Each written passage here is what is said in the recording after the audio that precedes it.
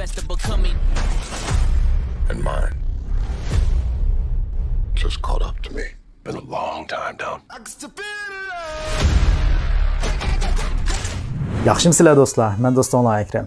Biz bugun premyer günümüz, ya'ni premyerda bayamqi videoda ko'rganinglardek filmning boshlanish qismiga alohida unum qo'shishni günümüz. Unda bo'lsa, darsimiz boshlansin. Maqolga azavg'allar, yaxshi bilan sog'lomdan uzunroq go'zal chiroyli qadaqamatlik nazla taqatlik so'lti salobatlik ballar. İşlemoqchi bo'lgan videoni mousening o'ng taraf knopkasini bosish orqali ochilgan ko'znakdan Add Frame Hold deganni tanlaymiz. Videoning kesilgan qismini knopka taqsidan altdan bosish bilan ko'paytirib ustiga olib olamiz. Ustidagi videoni chekib o'tgandan keyin ko'rinishni cho'ngaytirib olamiz.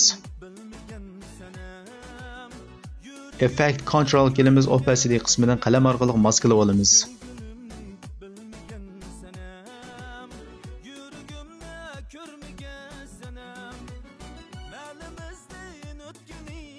Maskalab bo'lgandan keyin Effect Control qismidan, ya'ni yon tarafdagiga o'xshash mashg'ulot qilamiz.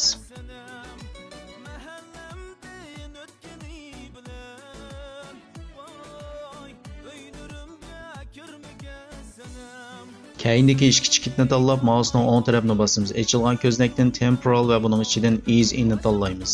Oldidagi ishki chikitni tanlab, mousening o'ng tarafini bosamiz. Ochilgan ko'znakdan Temporal va Ease Out ni tanlaymiz.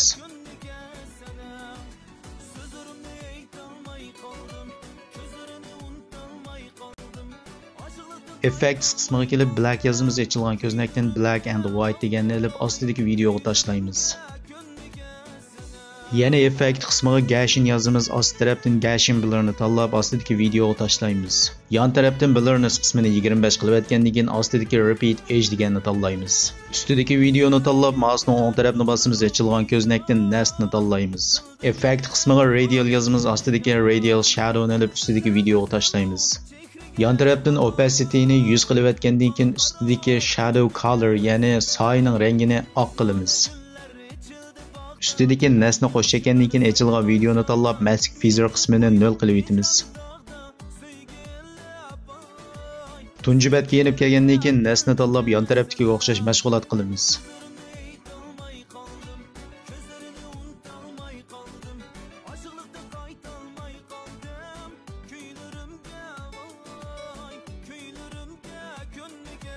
Hujjatlar qismiga kelib, siyah to'kilgan shakldagi rasmni nest qilingan videoning ostiga yerlashtirib olamiz.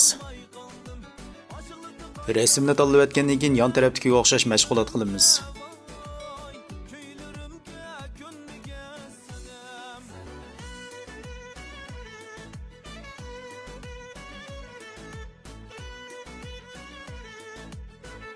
Xo'sh, sizdan dars bizdan desam ishonamizsa?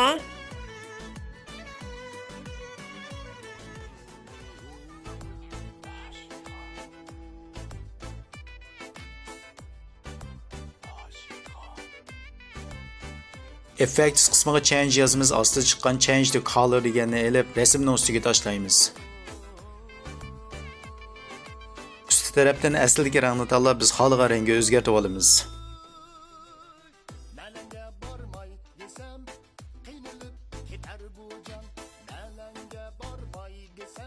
Ustidagi azavlan deganni martaba besaytana.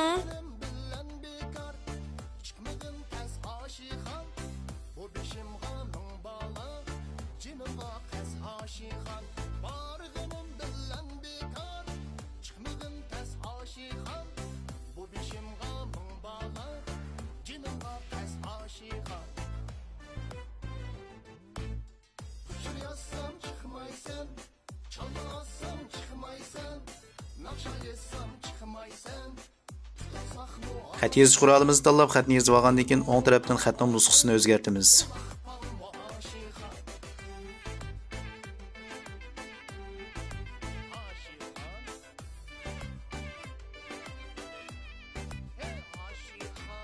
Sol tarafdagi Effect Controls qismidan xatning cho'ng kichikligi va shaklini o'zgartirib olamiz.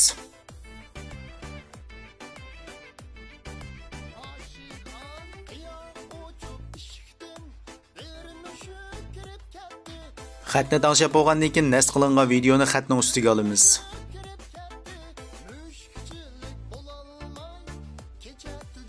Sol tarafdan xatning harakatini tanlab olamiz.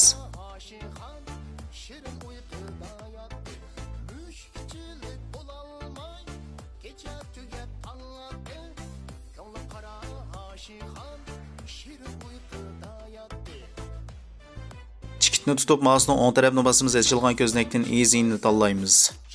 Effects qismiga dip yazımız, astidagi dip to white deganni tanlab, ichki videoning kesishgan qismiga tashlaymiz. Unumni chekib o'tgandan keyin effect controls qismidan vaqtni tangshaymiz.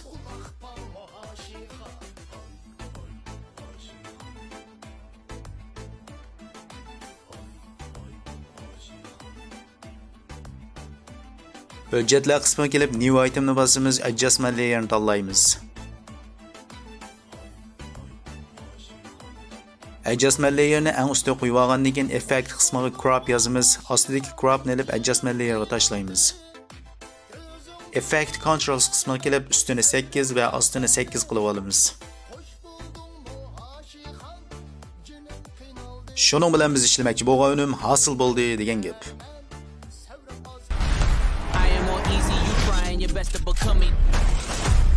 And mine just caught up to me. Been a long time down. Ko'rayotganlaridek bugungi darsimiz mushu yerda oxirlashdi. Agar darsimizni yoqtirgan bo'lsanglar, kanalga a'zo bo'lishni va hambaharlashni unutmanglar. Yana unutmanglarki, bu kanal sizlarning va bizning kanalimiz. Unda bo'lsa, omon bo'linglar, ketdik.